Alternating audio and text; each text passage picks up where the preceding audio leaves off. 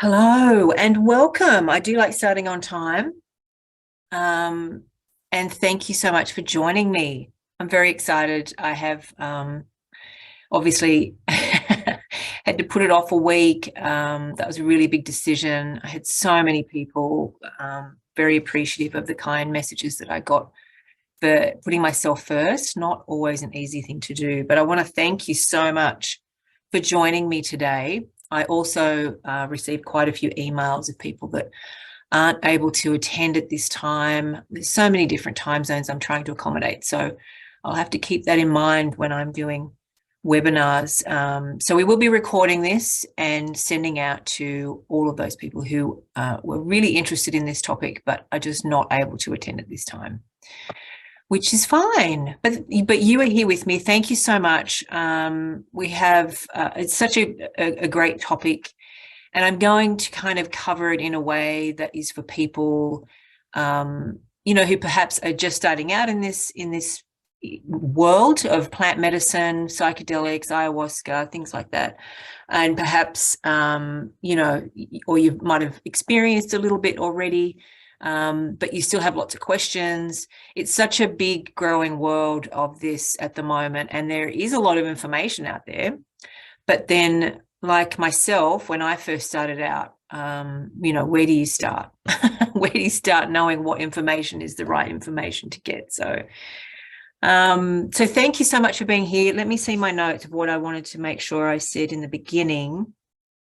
We're going to go through an overview. I have got a bit of a PowerPoint slide, which I'm going to go through just to keep me on track, because otherwise I'll waffle on and get lost down rabbit holes. So we're going to do that. I'll give you an overview of what we go through today. And then also at the end, I want to, just so that you know, I'm organising a retreat, which is not till March next year. We're going to talk about that. And just in case it's something that you're thinking, yes, I would love to go with someone who I know, and, all the details to that will be at the end. And of course, I also, due to popular demand of people, really wanting to have a safe space to talk, I'm also starting some integration circles, which will be online. So we're going to talk a little bit about that at the end as well. And of course, all that information will be on my website. So looking forward to getting started, and I might do that now. So hopefully you should be able to see my PowerPoint slide. Let me just keep the chat part going there. Should actually just ask. Okay, cool. So navigating sacred plant medicines. The first place to start with this, really.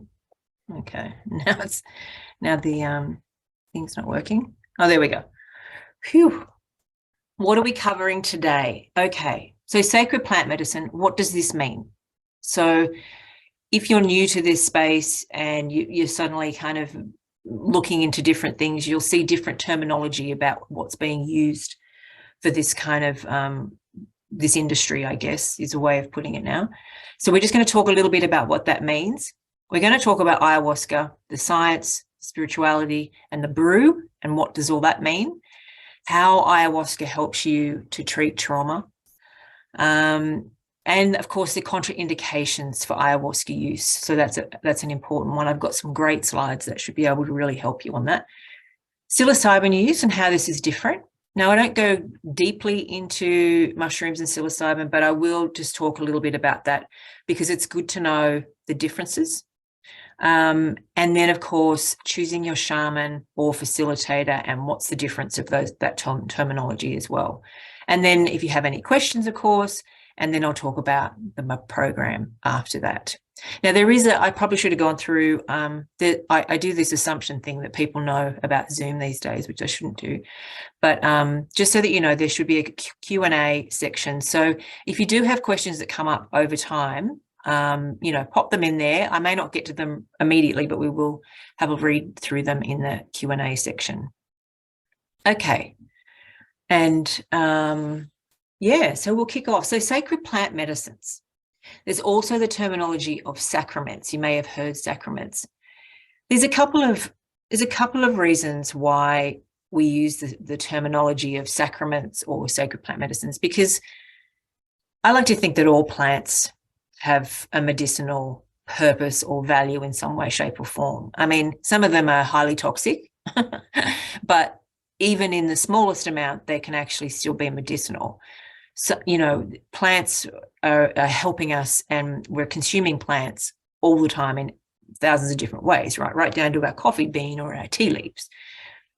So plants are medicine, but the reason why they can be called sacred plant medicines, and it's trying to refer to psychedelics and these big master plants that are, more of a healing purpose in that sense, is because of the importance of the sacred way that we use them. And this is where it comes to the difference between using a plant in a way that you're kind of just taking from it and using it and not respecting the essence of the plant and what it's actually giving to you. So it's more of a sacred process. And then there's also the reason, which is a completely different reason, which is because it can still be difficult to refer to these plants because of legalities in some countries. So there's two completely different reasons. But if you're looking for these, this is probably the list of things that will come up a lot if you're searching through this healing process. So ayahuasca, for one. There's also San Pedro, which you may have heard of. It's originally known as Huachuma. That's the indigenous name for it, but San Pedro is also the name as it's known. So this is the cactus, the mescaline in the cactus. So it's a beautiful, beautiful plant, incredibly healing, incredibly powerful. And, whilst all medicinal plants and all sacred plants can have challenging experiences, I've had some amazing experiences with Huachuma. Is more of known as the kind of, it's often described as the kind of plant that because you take this one during the day. It's usually a 5-6 hour, depending how much medicine or how well your body works through the medicine. So it can take quite some time. Beautiful channeling type of medicine where you're really connecting with nature. And he's kind of described as, like your granddad that you would sit on the front porch with, and he's telling you stories, and he's very wise and can be very beautiful, beautiful medicine that way. Again, you can have challenging times with San Pedro, but that's kind of my experience. Psilocybin, magic mushrooms, however they're referred to there. As I said, we will talk a little bit about them later on. There's iboga and what you may have heard as ibogaine. So this one kind of comes up. It's a very, very powerful plant. It's actually the root of the plant that is taken in medicine. And just for clarification, if you've heard of ibogaine or iboga, so iboga has 13, I think it's about 13 really powerful alkaloids in it that makes the medicine. Ibogaine is one of those alkaloids. So it's kind of like more of a supplement part of the actual iboga. Iboga is known as a very powerful plant that is used for addictions, very strong addictions, deep depression, PTSD. Is very it's very kind of hardcore space of trauma and things that people are really struggling with, that they, need to have quite extreme healing in that sense. It is definitely not one to be messed around with, and I'm going to definitely say not something that you would try and buy over the internet and do at home. That would be very dangerous. I highly suggest that if that is something that, someone, or you feel that there's an issue that you would need that kind of extremity, that you would source out, and I can definitely give you people retreats that work with this and have worked with that for many, many years, because it's a very challenging process. It's like a very deep detox. You would need to be very ready to give up your addictions. Iboga is a very challenging spirit that just gets deep to the core of things. I personally haven't had the experience of it, but I did go through a little bit of the training in my certification of just how it works. So hape or rape is kind of like it's a tobacco snuff. So it's something that you like a powder, but it's also a mixture of a range of different plants. But the basis of it is tobacco, or mapacho. So it's not the tobacco when you think of, when you think of cigarettes, there are obviously lots of chemicals and very unhealthy. This is mapacho. This is a sacred tobacco.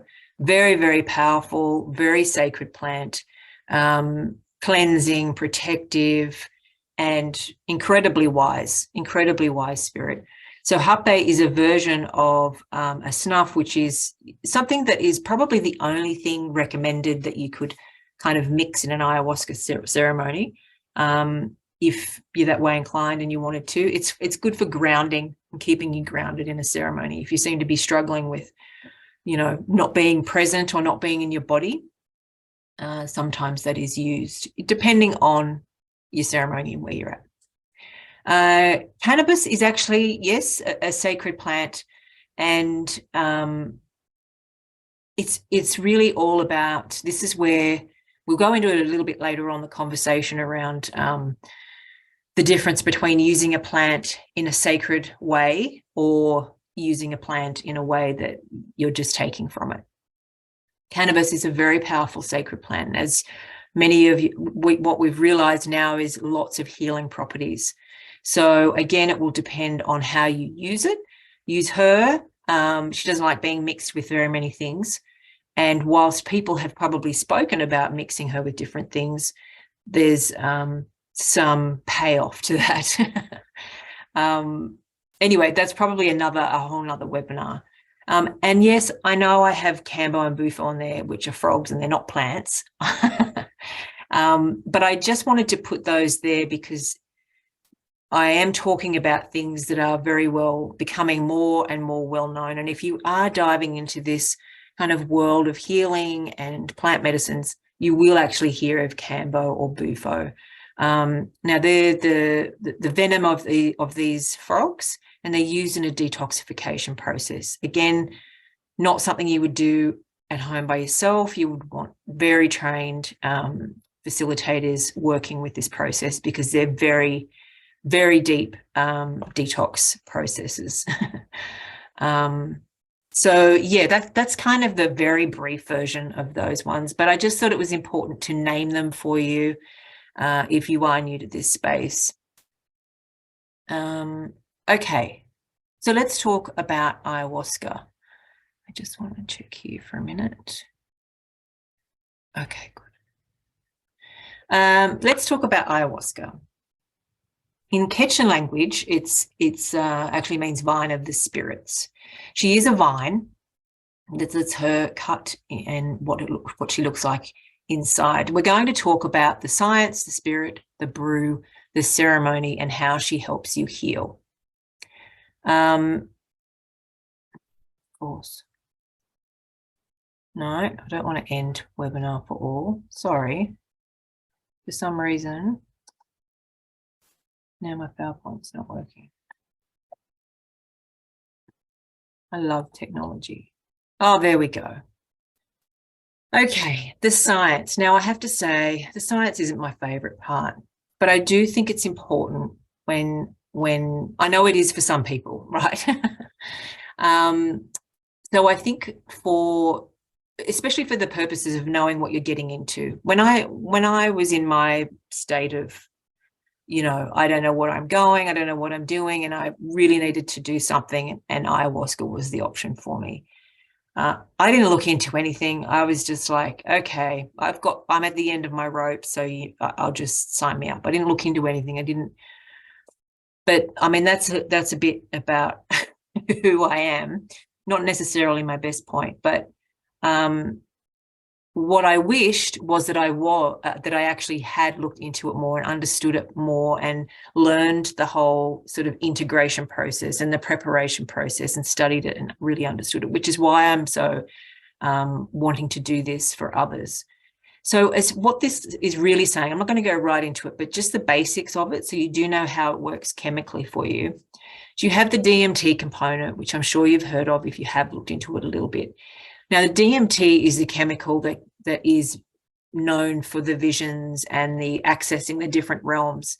It's actually part of us as humans, but they haven't been able to study it or research it or how it works because it's usually only really found when we're born and when we die. So it's kind of this accessing other realms part. So the DMT, you are actually able to, there's been, people smoke it, they have it in its purest form, but the experience of that will only really last 5 to 10 minutes, maybe 15 minutes, depending on each person's sensitivity to it. So the DMT component actually isn't in the vine itself. The THH component that's here is also another hallucinogenic kind of chemical, also found in LSD and other hallucinogenic drugs. And this is the component that's found in the ayahuasca vine. It's only a very small amount, but by itself probably wouldn't give you a huge amount of psychedelics. So, but it's DMT and THH, which both have that psychoactive effect. Now, the interesting part is that it's the MAOI part, which is the harmaline and the harmine, which is actually the part of the vine itself that prevents us from breaking down the DMT in our stomach. So in other words, taking out all the science from it, if we just have DMT and we just smoke it or however we have it, it will just be broken down in our stomachs very quickly and it will be a very short experience. But the beauty of so the DMT actually comes from some other plants, which I'll talk about in a minute. And that's what's mixed into the brew, mixed together with ayahuasca, with the capi vine, which is actually the ayahuasca vine. So this is what prevents the DMT from being metabolized. And this is what allows you to have the journey for 3 to 4 hours. It'll actually probably stay around for a lot longer in your system, but the ceremonies usually last 3 to 4 hours, sometimes 2 or 3 hours. It just depends.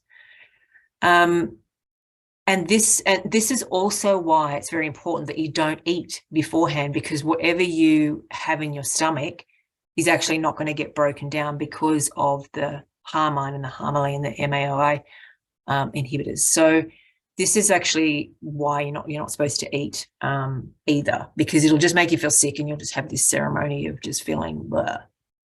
And of course, the other important point is that it also works directly with your serotonin and the 5-H2A receptors. Now, this is important when we're talking about things like, the medicines that contraindicators that you need to avoid should you want to do this. So, sorry, my light just went out then. I was wondering what that was. Okay, so that's about the most of the science. That's the most important part. This is a little bit more about the brew itself. And what I was talking about was the many different types of ingredients that can be in the actual mixture. Now, I find this incredibly important because when I was first going into it, was very, naive and just happily to go along with the medicine and never even thought for a second about asking what plants were in it. I just went, oh, it's ayahuasca brew, it must be ayahuasca plant. But actually that's not the case. So technically ayahuasca, as we said, is the vine, but the vine is actually called the bee capi vine. And if you just had the bee capi vine by itself, you wouldn't actually have any of the hallucinogenics. It would still be, obviously, it's still a plant and she's very powerful. It's medicinal purposes. Sometimes you can do a dieta just with the drops and it will still be effective, but obviously you won't have any hallucinations or experience like that. But that's the main ingredient, but she's often, what the actual DMT that we were talking about is the chacruna, and the chaliponga. There's also acacia. When I was having medicine in Australia, it was very important for me to have something local as well, because you'll often find people always talk about the fact that when you actually have ayahuasca and it's from the jungle, from her homeland, mixed with plants that are right there, it's very powerful compared to when it's been shipped somewhere and you have it somewhere else. So these are some of them. Obviously, that's not all. There's, a whole range of different plants that could be mixed in with the brew, but it's important to know, for the sake of yourself, which ones are the DMT components. I want to say there, do not be afraid to ask wherever you go when you're doing your ceremonies or you choose a place. Don't be afraid to ask, what is in the brew? Where did you get it from? Who made it? Who put it together? It's this process that you see here, this is actually from my maestro, Herberto's place where I go to train and where I want to be taking people. This is where they do their brew. It's a process. It boils. There's singing going into it. There's the thought component going into it. They specifically choose different plants depending on what kind of strength they want. They put elements into it. So they take it very seriously. And but all different cultures have different ways of preparing. If you're going to somewhere where it's, often in the countries where it's still illegal, they might have bought it over the internet or you don't know who they've got it from. You have no idea what's in that. And sometimes there have been situations where medicines have been laced with things like, say, for example, Toei, which is a very, very, very potent, very toxic hallucinogenic plant, which if you have a little bit of that in there, it'll make the hallucinogenics very strong. But the problem is that's a plant that you do not want to mix with ayahuasca. So it's just changing the risk. And people do that because they think that you're coming for you want all the visions. It's already, losing the idea of what it is. It's not actually about the visions. It's about the healing process. But we'll talk about that a little bit more when we get into the ceremony part. I hope that makes sense. And I've just put there other known names. So Yake, Dame, Kapi, Nixipe. I may not be saying those correctly. Uni, Kamarampi. Now that's dependent on. So ayahuasca isn't just, based from Peru, there's Colombia, there's Brazil, and all of those different cultures have a different way of ceremony. They have a different way of mixing the brew, different plants that they mix it with. So I'm not in any way suggesting that this is the only way. This is from me looking into it and learning from different cultures as well. So that might come up as well. So if you see these names, that can still be the same ayahuasca brew. But like I said, most important point, don't be afraid to ask, what is in this brew? Very important. Okay, the ceremony. I feel like I might just, I'm just going to stop sharing for a second. I just want to check in. There is okay, so everyone is still, you can all hear me and everything okay. I didn't know whether the chat was available. So feel free to just type in a little something if you can find the chat. Is everyone still with me? Maybe type in a yes. Okay, good. I just wanted to make sure I wasn't here just sitting here talking to myself. Can be very, thank you. Excellent. All right, I'll keep going because I can't check the chats while I'm doing the presentation. So that's why I wasn't asking before. Thank you, everyone. Fabulous. All right, I'll keep motoring on. Okay, where are we? Where's my share screen? I'm going to talk about the ceremony. Excellent. Oh, yes, I am. Okay. Yes, ceremony. Sorry, I was just reading what I was saying there. Now, again, I want to I want to say that, again, these are my experiences. There is no one way to do a ceremony. There are many different cultures. And I'm probably saying that because I myself got caught out, because when I first did a big string of my ayahuasca ceremonies, and I was sort of used to having them done a certain way. And I think it's a human nature to kind of think, oh, well, I've done it this way, so this is the way it's meant to be done. Then when I went and had an experience in a completely different way, I was getting really judgy about it and being all like, this isn't the way we do it. And it was actually Aya who sat me on my butt and went, I have many different ways of working in this medicine. So, lose the judgment. You need to learn a lot more about this. And that's obviously what I started doing. And then when I learned through my certification stuff as well from the integration process, so many different ways, so many different cultures.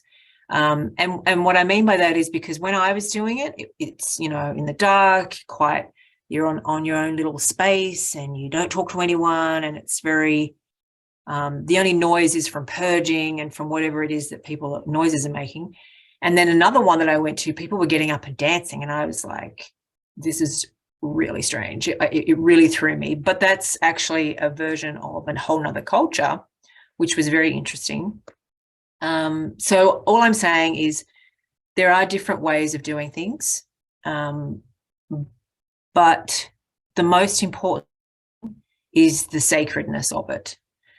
That it's not like, party style where you're just handing out things and then off you go. It's the sacredness of it. So even in the dancing version, it was still creating a space and then closing the space.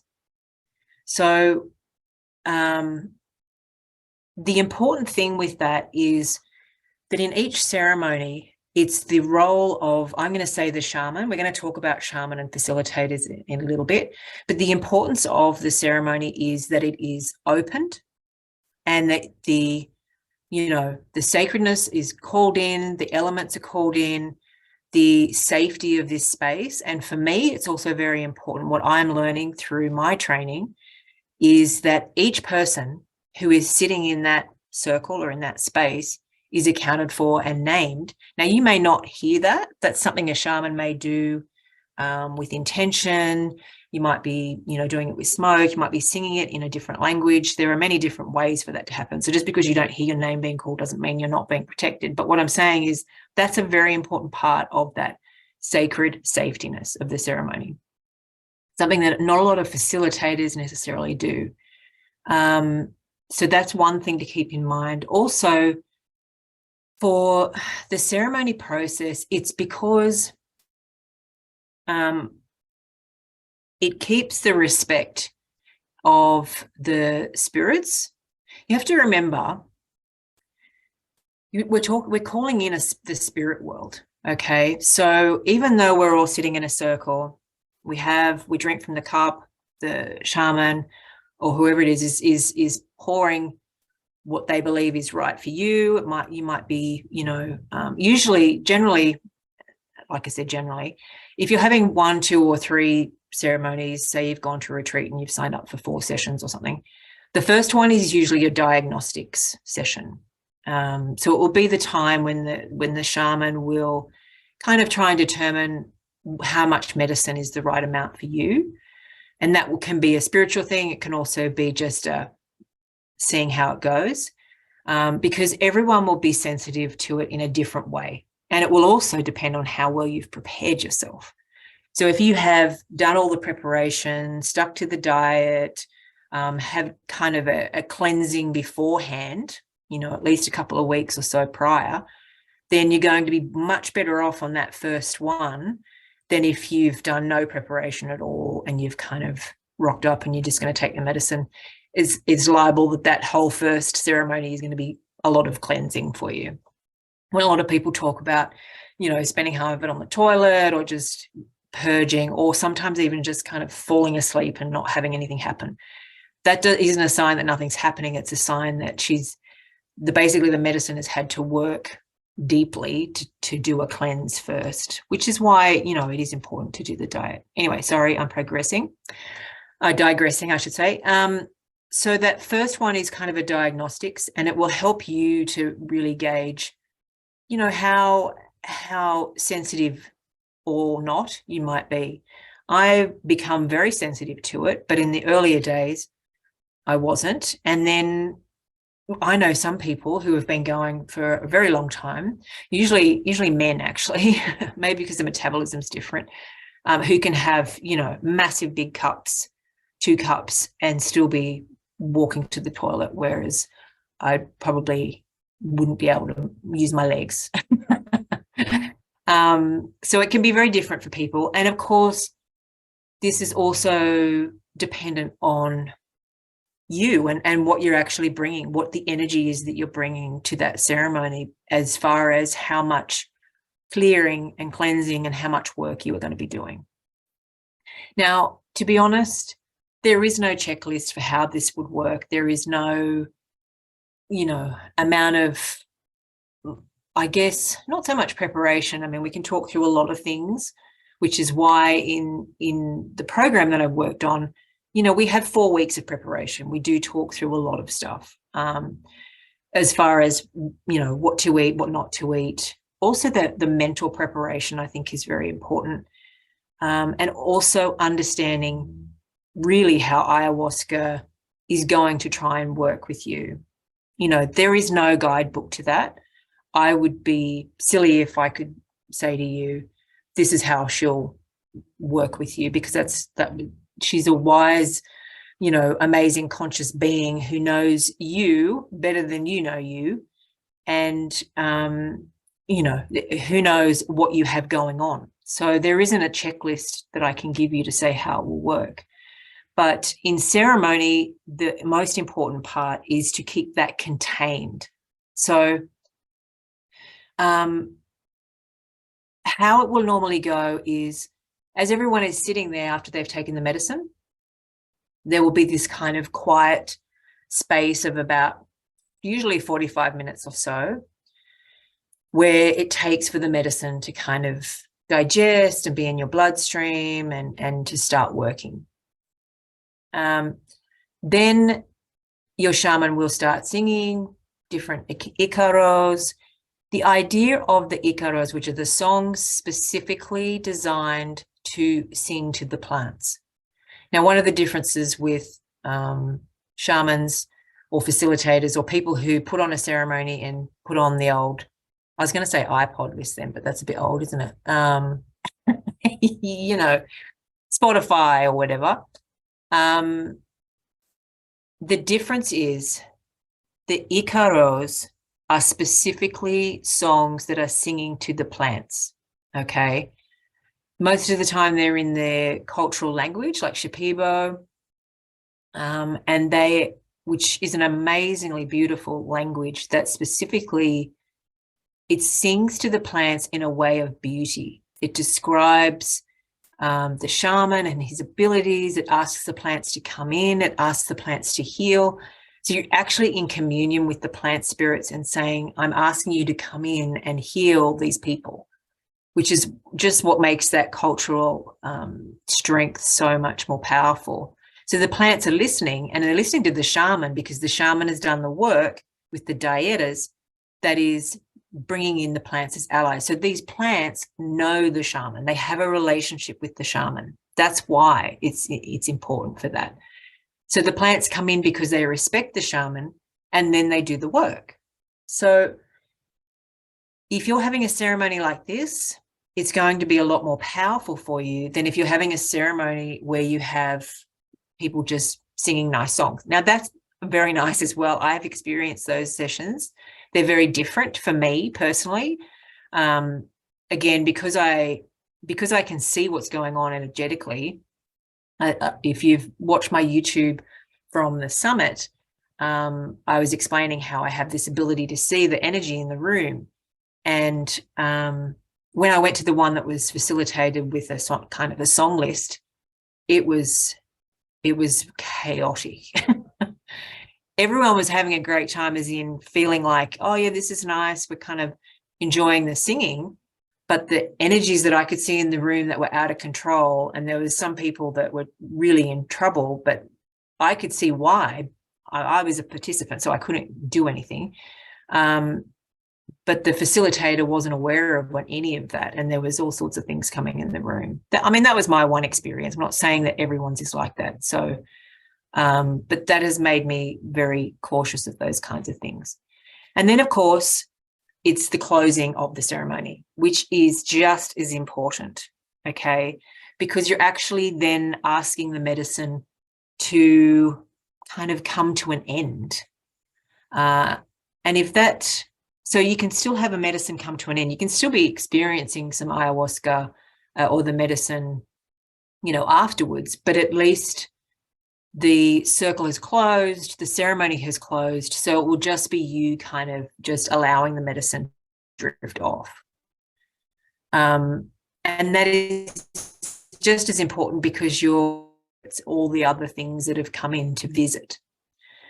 I hope that's kind of helped explain, as I said, there's no way to say this is what's going to happen because it could be, it's very different every time.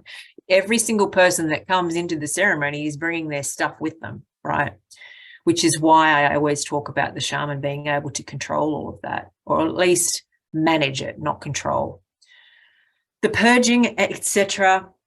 I will say this for new people or people who haven't experienced ayahuasca, it can sometimes be, no, I heard you go and you throw up all the time. Why would you want to do that?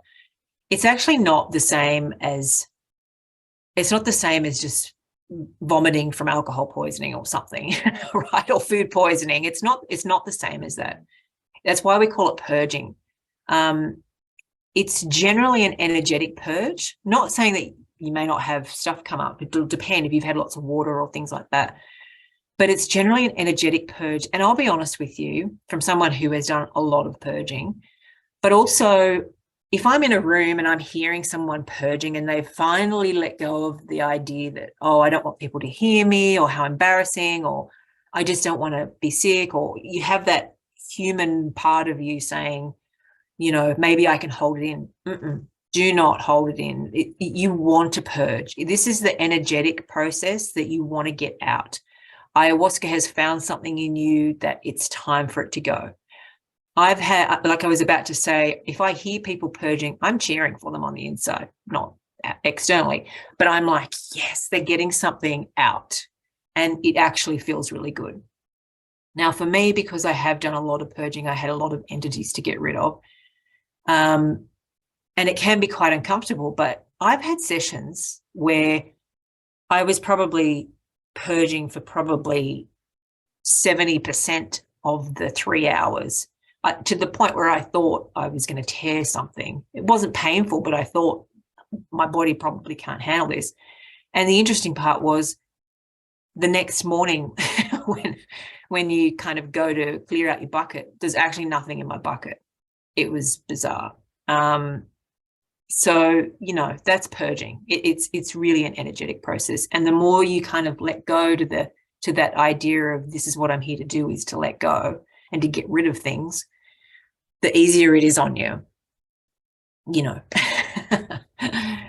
And, I am happy to go more into that a little bit later on if you have other questions about that, but they are my experiences. I know that there have been people who have had, really full-on experiences, or the other end where you're on the toilet most of the night.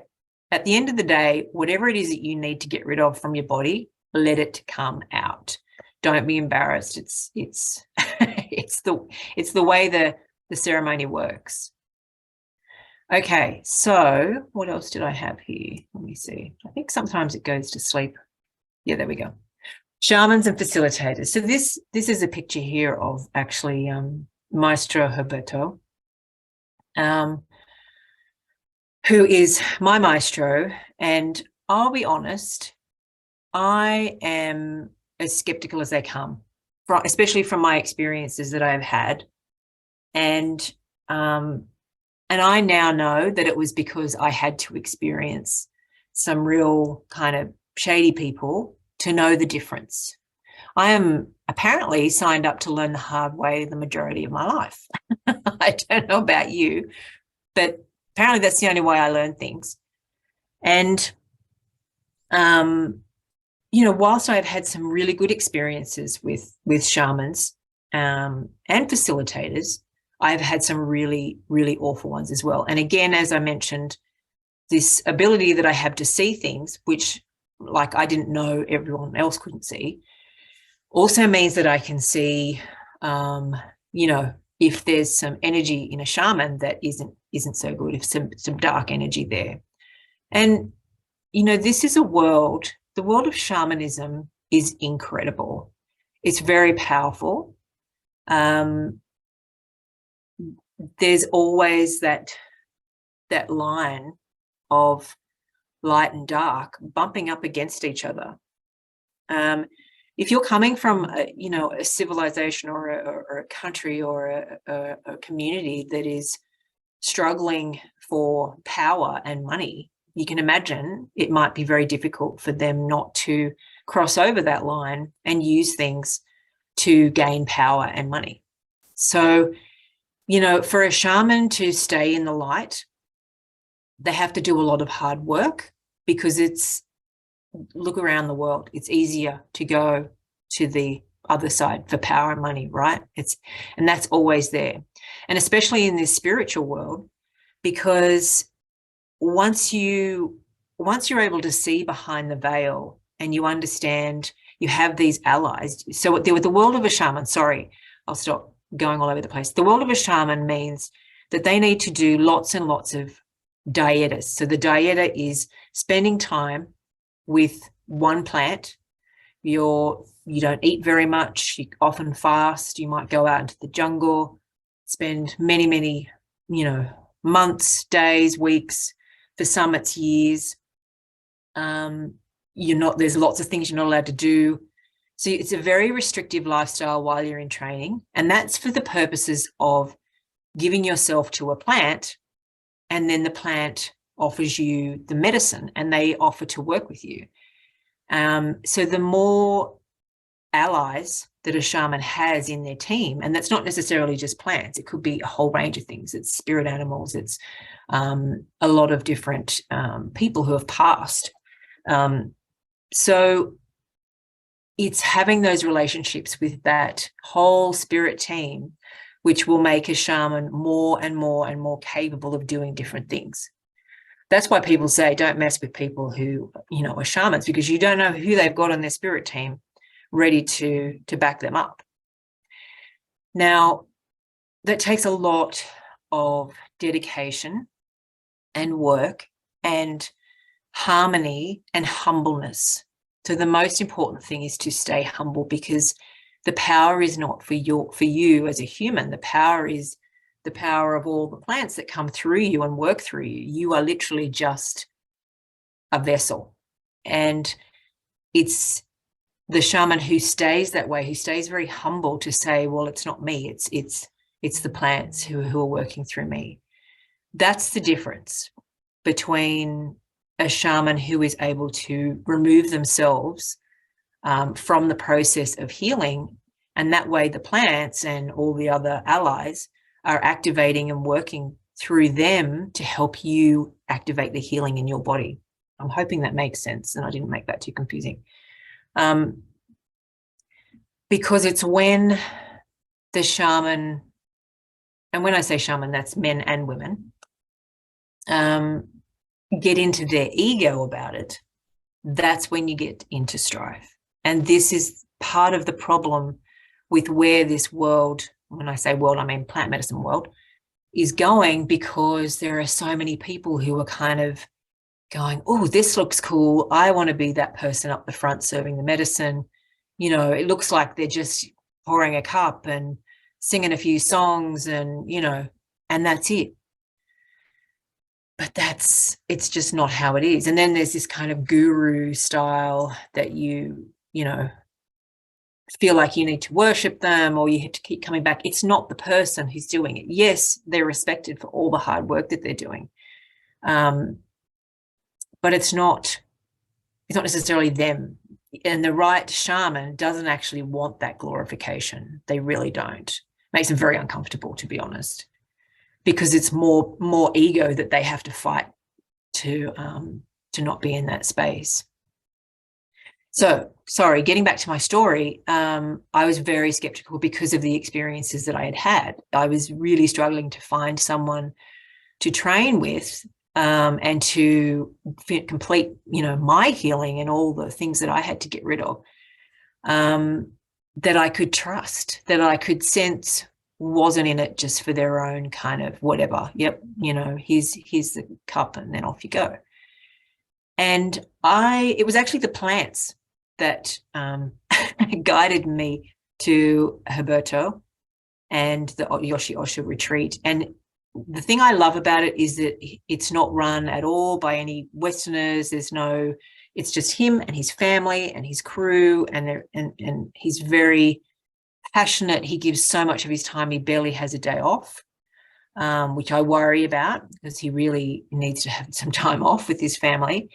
But the interesting part was, and I'll tell you the reason why, what it got me, because even when I ended up there, I was still very skeptical. I was very untrusting. I'd actually just had a really awful experience at another retreat, and I had about 2 weeks that I still had to fill. I left the retreat, and it was really bad and very dangerous, and I was really worried for the people that were staying there. But the plants had told me to go. I had a couple of weeks still to basically entertain myself before my flight back home. And I was really upset. I only had I had 24 hours left in my hotel before my hotel wasn't paid for anymore. And I thought, what am I going to do? And I couldn't actually book anywhere else, was the weirdest thing, and yet not weird for my world, except this place. This was the one that came up, and this was the only one that I could book with. And I was actually trying to book with other places, and nothing would work on the internet except this one. I was like, okay, I guess you're being obvious. I'll give it a try. Now, there's one thing they say is very, is the key sign of a master healer. So you can be a shaman, but then there's a master healer. And this is what I found from Maestro Herberto. So I was in the last ceremony. I'd been there nearly 2 weeks, and I was training with 2 other people. It was the last night, and there was only the 3 of us. It was the first time it was the 3 of us who were training for the shaman stuff, and there weren't any other people who were just there for healing. So we were it was a bit of a buzz. It was pretty cool. And I had already had a pretty challenging ayahuasca ceremony previously. So I really only wanted to have just a happy medium one. Anyway, we had all this plan. Herberto had asked us to do all these things on each other while we were in the ceremony as practice. Anyway, it turns out we were all, it was so strong that none of us were capable of really doing the things that we were supposed to be doing. And Herberto, so when he's in ceremony, he actually tunes into you. He's just sitting in his chair there while you're in your section, and he will tune in and he will know exactly where you're at. And he says to me, complete pitch black, can't see anything. He says to me, Charlie, you're going to be sick? I'm like, yes. And I was about to purge. And then a few minutes later, I could feel the medicine come on, and it was really, really strong. And I started to kind of go into oh no, I really don't want a strong, challenging one. I'm just not up for it. I just wanted to kind of relax a little bit. And I'm saying to ayahuasca, please, can I not have this so strong? Within a couple of seconds of me saying it in my head, Maestro says, Charlie, medicine strong. And I said, yes. And then the translator, because he doesn't speak very much English, had said, do you want him to sing it down? Now, I didn't know, and I'd been taking ayahuasca for quite a few years already. I didn't know that was a thing. And I was like, yes, please. I would love it to be not so strong. And he's just started singing an Ikaros, which I didn't understand the words. The only word I knew was Charlie when he sang it, because he was singing it specifically for me. And he literally asked the plants to make it less strong. And I could see it as he was singing, and the plants, now that takes respect, because the plants don't listen to just anybody. He didn't just say, can you make it less effective for Charlie because she's struggling? He sings to them and he asks them, can you just take the top off this strength? There's actually a word for the strength of the medicine, but I can't think of it right now. And I was so in awe, because I could see the reverence of the plants and I could see the energy. It was like he was just taking cobwebs off the top of my experience, and it just brought it down enough where I was like, okay, I'm not kind of gritting, I'm not freaking out. And that is a master healer. There are not many people that I have come across or heard of who can just quite simply sing to the plants and directly for me. Now, he didn't take the strength off for the other two. It was just specifically for me. And then afterwards he's like, is that okay? I'm like, that's fantastic. Thank you. Made such a huge difference. That's when I knew that I was in the hands of a man who respected the plants, respected the sacredness of the plants, and the plants respected him. That was sold me, which is why I continue to do my training there, and why I, am happy to take people there, because I knew at some point Ayahuasca had already kind of said to me that there will be a time when you're doing retreats. This wasn't for me. This is him doing the retreats. I'm simply facilitating getting you there, helping you beforehand, and of course helping you afterward with the integration, which he doesn't do because he's too busy. Okay, so and again, I want to point out, I am not bagging out facilitators here at all. I know that there are some facilitators who are genuinely immersed in the medicine, love the medicine, and have all the best intentions, and have, done some kind of training. Fantastic. So I'm not suggesting facilitators aren't the way to go. I really want you to know the difference, though, because as I said, from my experience, and because I see what I see, if people aren't aware of that, unseen world and what energies that you're bringing in, or if they're not able to contain different energies, or help you remove different energies, then that's a bit of a caution from me. And we can talk more about that. I'm conscious of the time, and I know I'm trying to get through all of this as well. So I'm just going to keep going with where I'm at. I want to just finish this part of the ayahuasca part, and then we'll get to maybe some questions or some things there. So just I could, spend hours talking about the spirit of ayahuasca. So just for the purposes of trying to understand ayahuasca, which is probably a silly statement in itself. Yes, there is the science of ayahuasca. There's the science of how it works with the serotonin and the visions and all those kinds of things, which of course pharmacology and the Western society wants to try and stick into a pill. What you can't stick into a pill is the spirit of ayahuasca.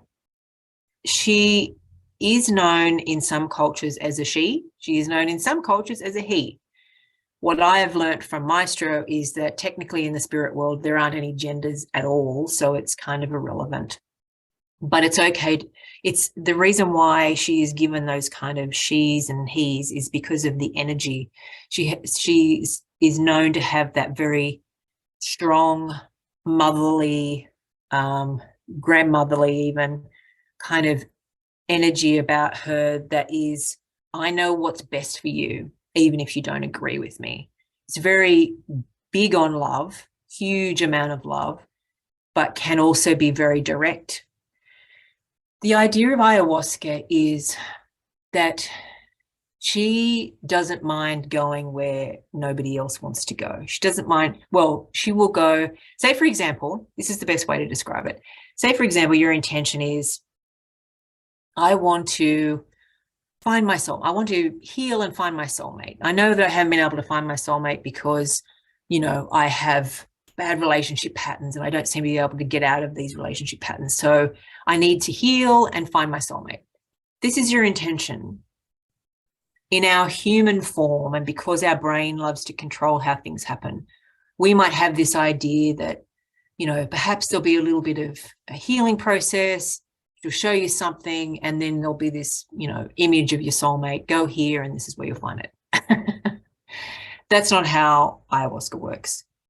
She will take into consideration your intention, but then also, as she's diving into your consciousness, she will be digging down into the deep crevices of who knows how many lifetimes, and also what you're carrying with you in your subconscious, and say, oh, what's in that box over there that hasn't been looked at ever?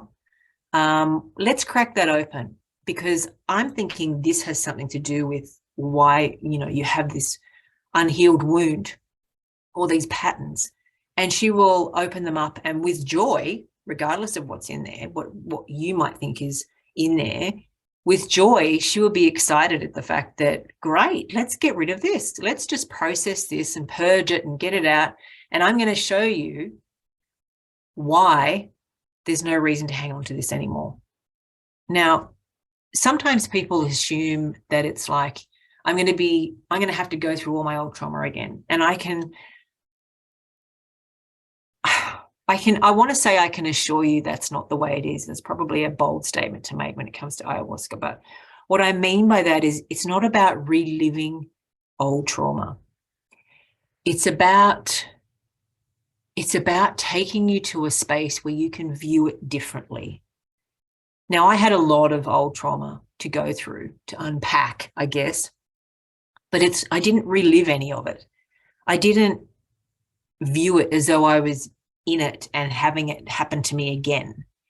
I viewed them from different perspectives. It was like I could see different ways that she would show me it wasn't relevant to me anymore. Why are you still talking about this? This is an emotion that you don't need to have anymore. This is gone.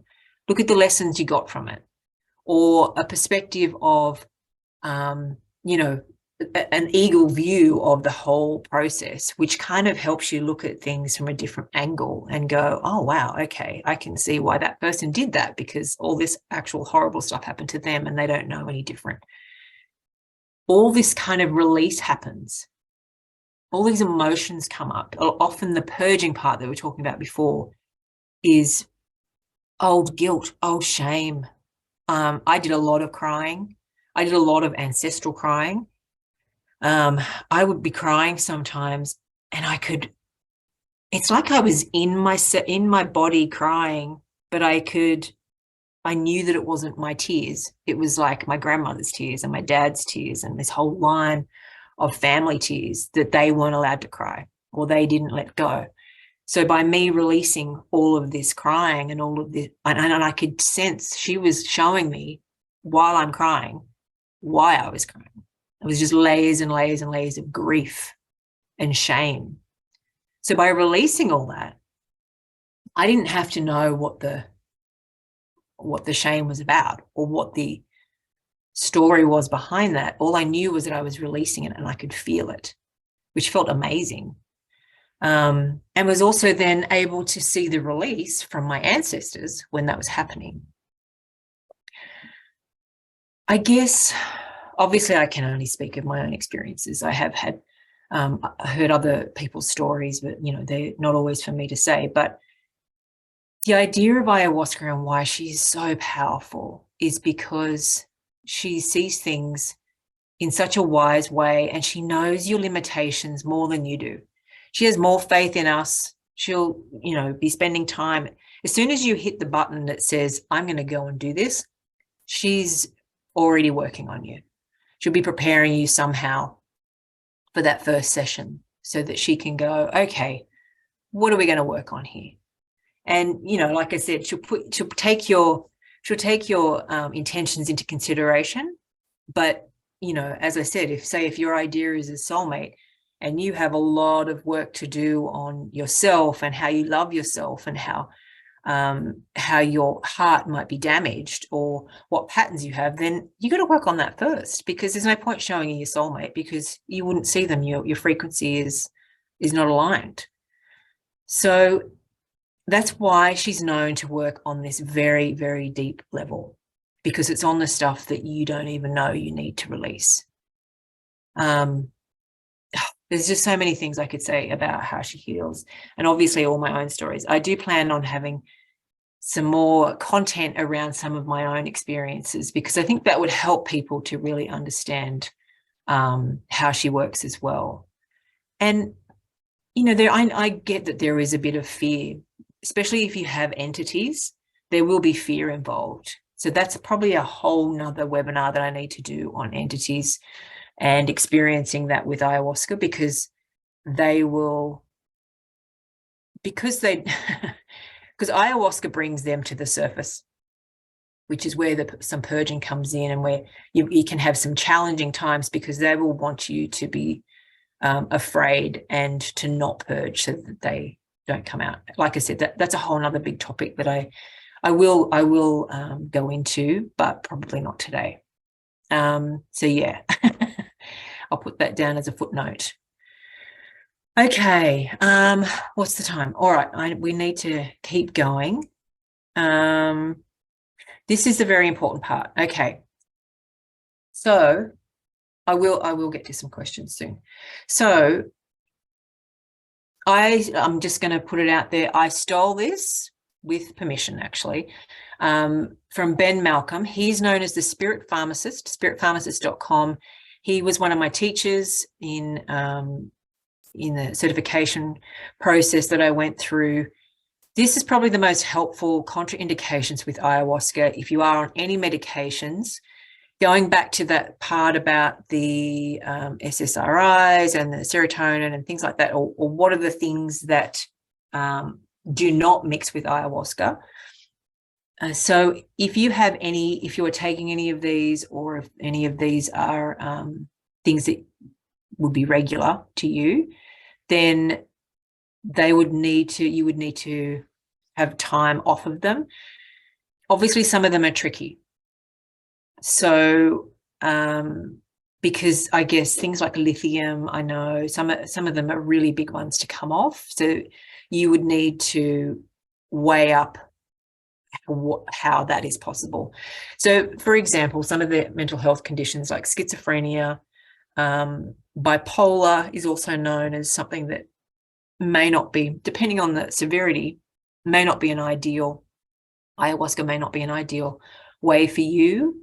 And, you know, each thing is taken into consideration. And this is also where psilocybin comes in as a kind of a starting point. So ayahuasca may not be the first point of, you know, first plant medicine that you try if you are on any of these that are hard to come off or hard to take a break from, or that you're concerned about. So I'm just leaving that there. If anyone, you know, wants a copy of this, I can always send out a copy of the PowerPoint presentation as well, so that you have a copy of that.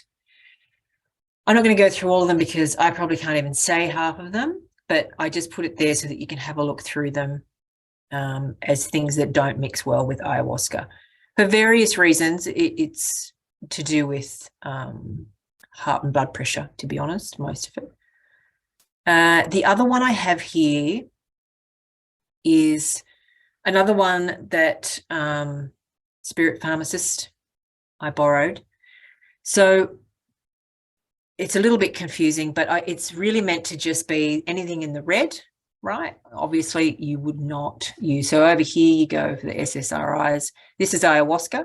So as you can see, she's got quite a few more reds than the other ones. But this is good to see. Psilocybin, mostly green. Lithium is the one, which is usually the more challenging. So this is definitely a no-go zone. What the arrows mean is an intensified experience or a diminished experience. So that's the other thing to keep note of. If you have been on a certain medication for a while and you need to come off it for the purposes of ayahuasca, which is possible to do, then it can sometimes mean that you'll be the medicine may be less effective. So, which just means you can either take a little bit more, but it's good to keep into consideration. And also, please, this is the reason why it's so important to be honest in your forms that you're filling out, your medical history.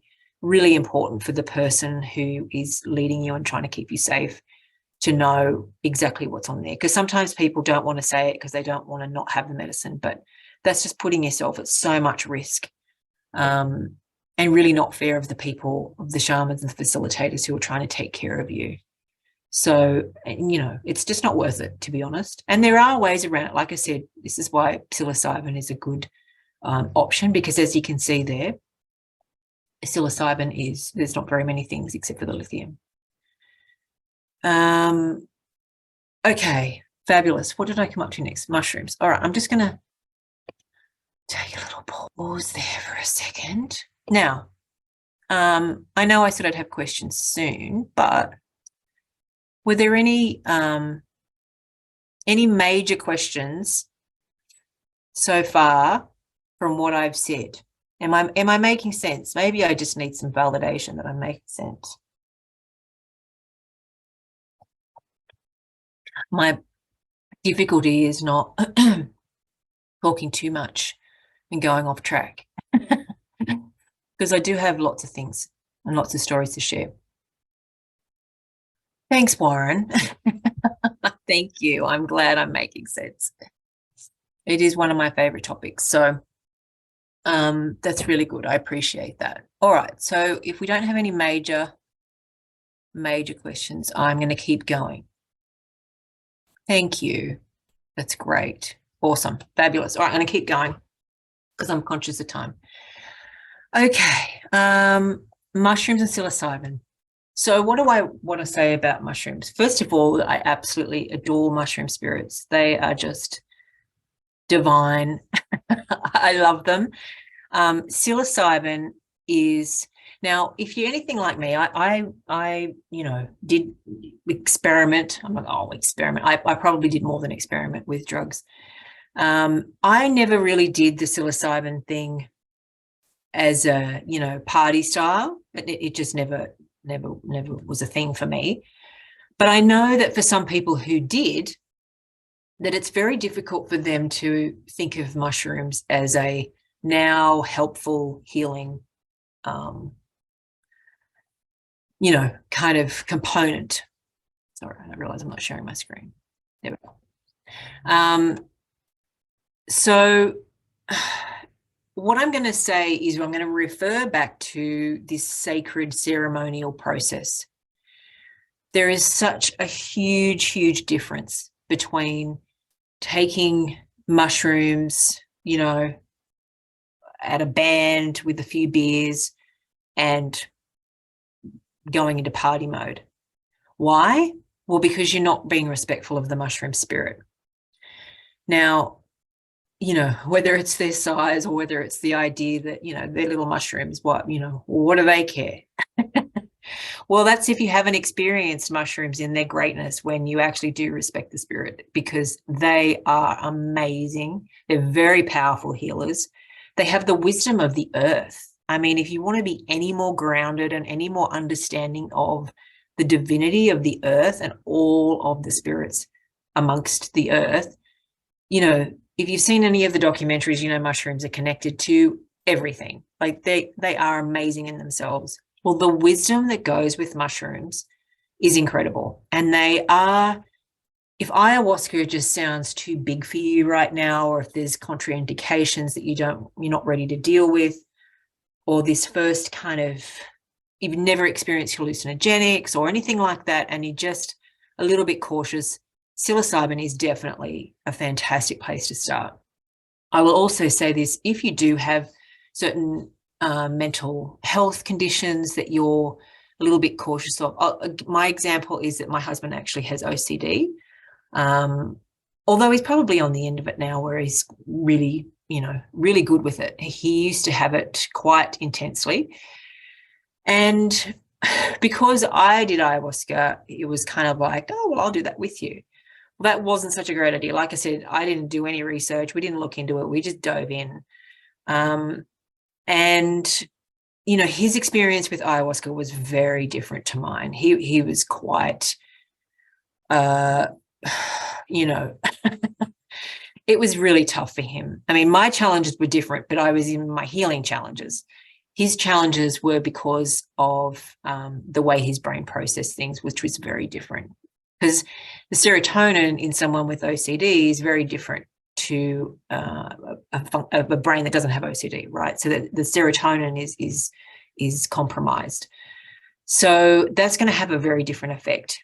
Now, he's quite kind of, although he did do quite a few ayahuasca ceremonies, and he did come with me to the Amazon, and he did do that.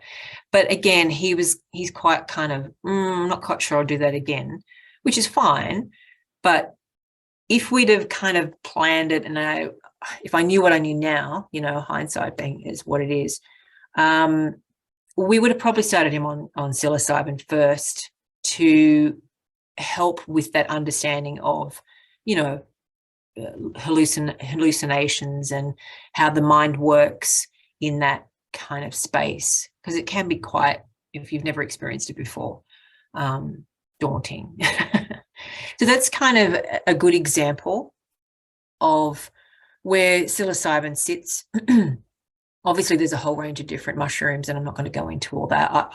I you know, don't have all of that information, but I love working with mushrooms. I love working with them. They're very beautiful little teachers.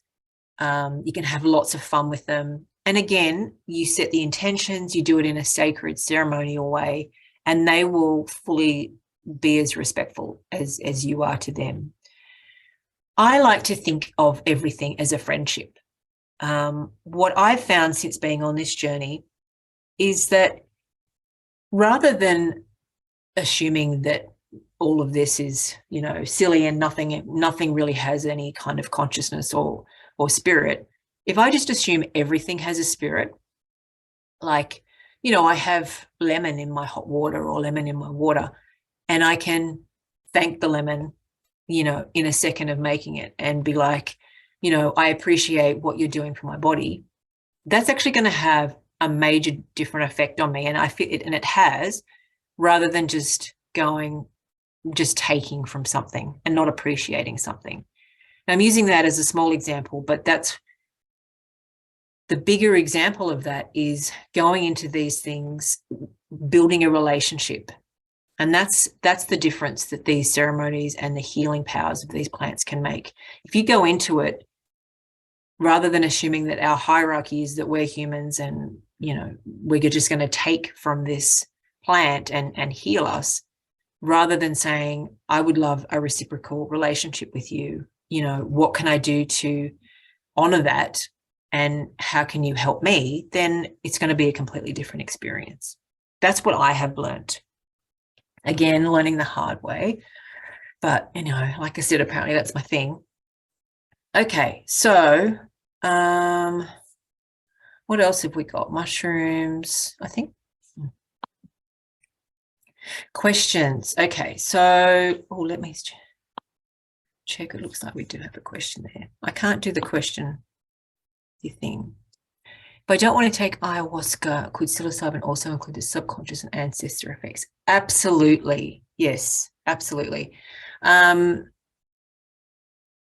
Yes. So the thing is, what I've experienced with mushrooms myself is that there's no kind of different level of power, right? Everything is accessible to the healing spirits. It will just be in a different kind of format or a different language.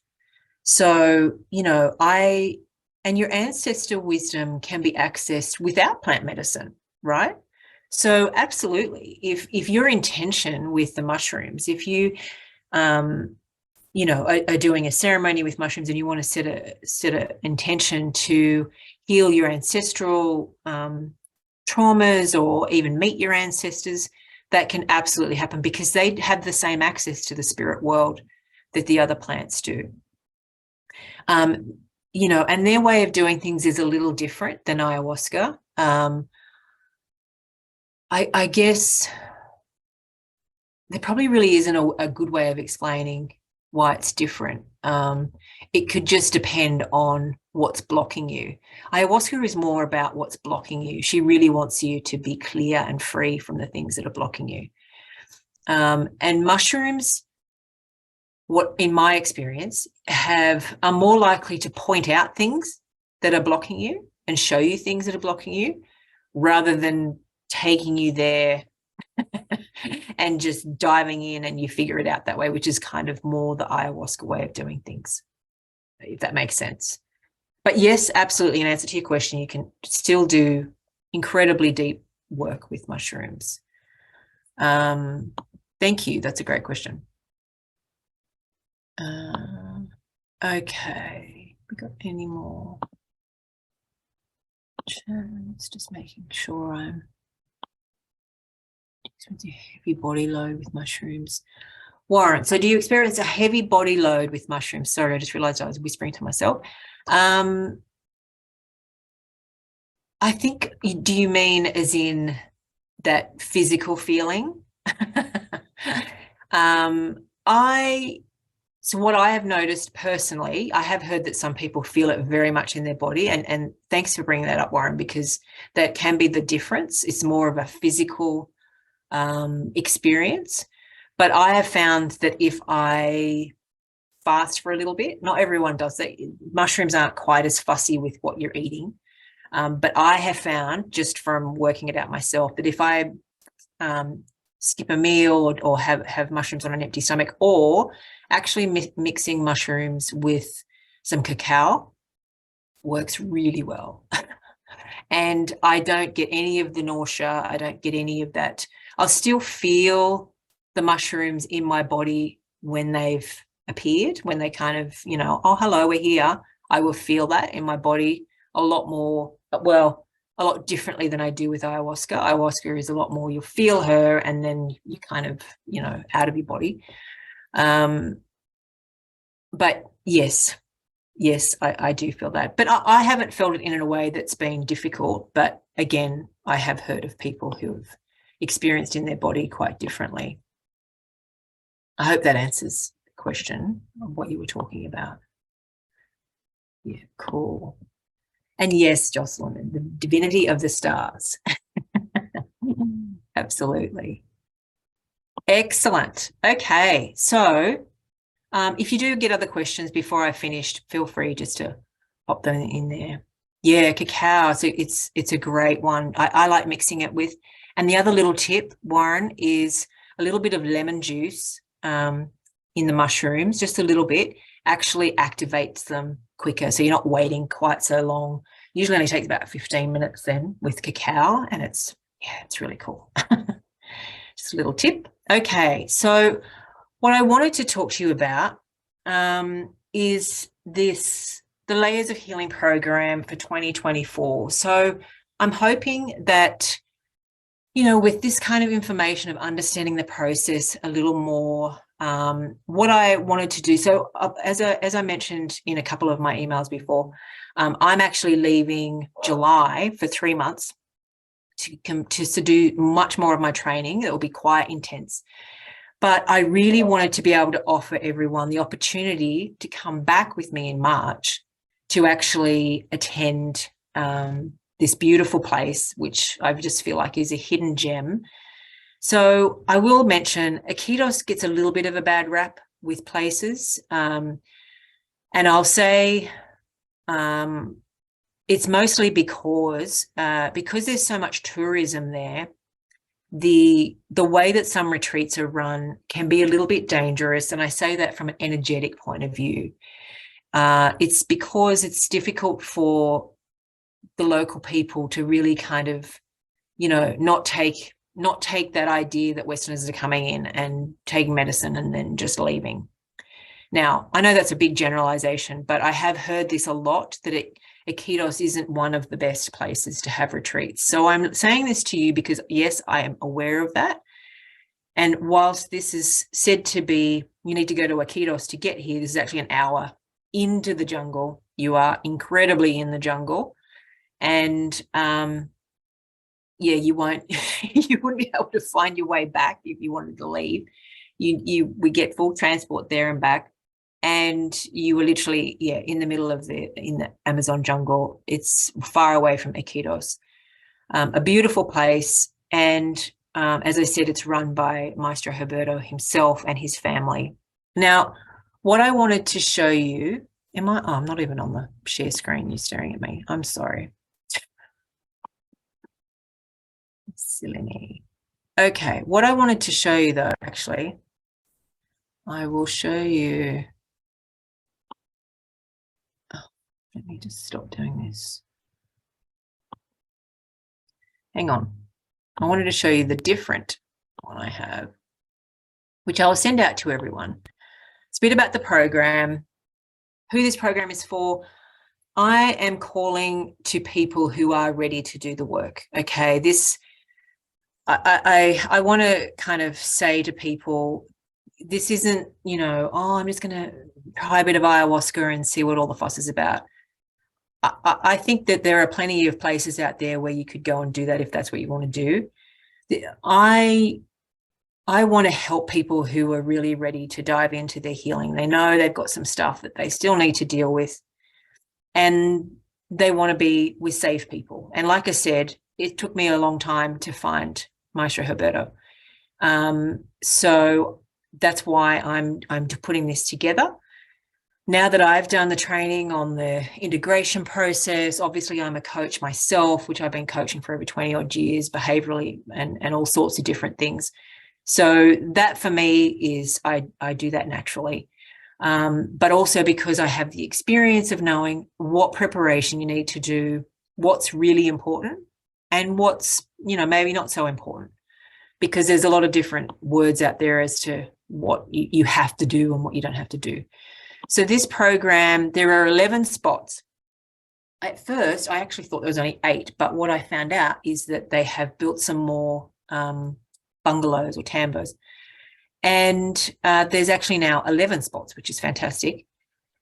You have your own room. It'll have its own little bathroom on there. They are not hotel suites. This is rustic. This is the real deal, okay? I'm not going to try and oversell this. You need to be prepared to be disconnected from the world that you know. It's you'll have a nice bed. It's all comfortable. They keep it clean. They have someone come in and clean things. All that's fantastic. So it's not like it's dirty or anything. It's just that it's not a hotel suite. And of course you have your insect hovers and all that kind of stuff. So the 10-week program is 4 weeks where the group and myself, we will get together once a week. We're going to go through how to prepare you, all the questions, everything from preparing you for the ceremonies and the process, but also preparing you for the healing, because you need to prepare for that. And everyone will be a little bit different, but we will have the connection of the group, being a smaller group. And we are doing 2 4 weeks in Peru. Okay, so this, 2 weeks, most of these healing retreats, they can be, 7 days, 10 days. This is 2 weeks. And I sat with that for a bit. I decided that because I know myself that 1 week can be very powerful, but it's like you just got to a certain point where you're actually now ready to dive in deeper. And I want this to be a really deep healing for you. I want you to be right into your process and your journey, so that when you get home, you're like, right, okay, I've significantly moved. I have significantly shifted. And that's what will happen in 2 weeks. And then, of course, there's the 4 weeks afterwards. Now, integration can go for a very, very long time. I've been integrating for about the last 8 months from my last ceremony. So, integration goes for a long time, but in the 4 weeks, what I'm going to teach you and help you with is unpacking, obviously, what you just went through, but also giving you tools and resources on how to then manage from then on. And as I said in the email, and whether you noticed, I am going to be doing free integration sessions once a month. So you'll also have that to be able to tack on as well. Of course, I will send you this link. But, you know, there's, of course, I put all the videos and things in there just so that you can see how beautiful it is. There's the dates of the 2 weeks. Initially, I don't know whether you noticed, it was in February. We had to move it to March, and this is actually a really powerful time astrologically as well for some really deep healing. So it's 2 weeks in March. It's actually a really good season in Peru as well, climate-wise, because there's either rainy season or not rainy season, and this is a really good time. I've been there quite a few times in March. But as you will see, you get a lot in this program. So there's the 8 ayahuasca ceremonies. So they will be obviously spaced out. 2 wachuma ceremonies, the rape or the hape. These will be rituals at different times. This will all be determined by Maestro Alberto. I won't have any say in any of that. He will be completely leading your healing process. You will get one-on-ones with him. He will come in all the time and change things up. So you may end up all being on different medicines or dietas at different times. There's the aura cleansing, mud baths, depending on seasons. And as it says there, the silent dieta. So it can be changing, but that's the list of what can happen over the 2 weeks that you're there. But it will be personalized to you, which you don't often get in many of these retreats. It's usually the whole group is doing the same thing. And they're just a few of the beautiful photos that I've taken myself from before. As you can see there, the little bedroom is very sweet. When I say he, Herberto is an amazing diagnostics person with tobacco. And yeah, he can read your aura, see what holes are in it. Apparently I was leaking like a sieve when I got there, and he patched me all up, and now I can hold my energy, which is fantastic. But he saw all that with using Mapacho. And that's just a little bit more. I won't read through all that individually for you because I'm not conscious of the time, but I just wanted you to see, as I said, I'm going to put this in the chat. And what I would love you to do is to, you know, if you are interested. So here's the thing. If you are interested, we need to apply. We need to go through the process. We want the 11 people that are really called for this. And I'm hoping to have this all kind of, if we can find the 11 people before the 30th of June, that would be fantastic. Hit the buttons, go through the application process. If you have any questions, that's fine. But what will happen is I will reach out to you after you've done the application form. We will set up a call, and then you will need to pay a deposit of $1,000 to secure your spot. And we can talk about all those kinds of things, you know, on the call, whatever issues there are there. So I'm going to put this into the chat for you. I have to stop sharing.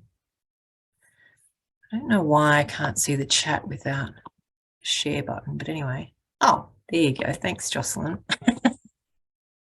I should have done that before, shouldn't I? I'm sorry. So yes, please grab the link. I'm going to say that this is probably the best value for money. I'm not saying that just because it's mine. I'm saying that because I've looked around and seen the prices of what they usually cost and what you usually get. Like I said, the 2-week retreat part is amazing, and the amount of ceremonies that you have. But it's going to be that because, you know, this is my first group of people that I'm taking out. My goal is that I really want to have an amazing experience with you. Those people who choose and who really feel like this is the time for you to dive into that. And I'm really excited. Ayahuasca has already told me that you're out there and that you're very keen to do it, which is why I'm doing it before I go away. And of course, yeah, being able to connect with you and take people out to this amazing place and have these healing process and have you diving into trauma is just would be such an honor for me to do that. And of course, I have to do some more training while I'm out there. Does anyone have any other questions or anything else about everything that I've talked about? Was there something else that I was supposed to talk about? Let me think. I also have it on my website. Yeah, I think that's about it. Let me see. Oh, and the other thing, sorry, before everyone goes, the other thing is the integration circles. So on my website, which I will also just share here, on my website are the dates for the integration circles, which I will be starting in June. They're going to be free. I really feel the need for that. That came from a lot of requests after the summit because there was such a need for people to really connect and talk through their experiences with medicine or preparing for medicine. So I want to get that started as soon as possible. I think that's about it. Thank you so much to everyone. I really do want to stress, if you are interested in the Peru trip, please let me know as soon as possible, because I have already had quite a few people asking about it. So I know that those spots will go and I don't want you to miss out. So let me know, even if you're just contemplating it and you think, oh, I need to, see how that works. I know it feels strange organizing something March 2024, but it's going to be here before we know it. So thank you so much, everyone. It was lovely connecting with you. I loved talking about it. Thank you. Have a fabulous rest of your day wherever you are. Thank you so much. And yeah, I'll see you next time. Okay. Bye.